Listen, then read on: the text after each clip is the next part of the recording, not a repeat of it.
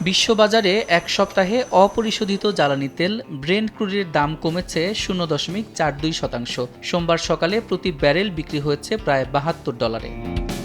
সপ্তাহ ব্যবধানে West Texas intermediate WTI-এর দামও কমেছে 0.38% কমে প্রতি ব্যারেল বিক্রি হচ্ছে $68।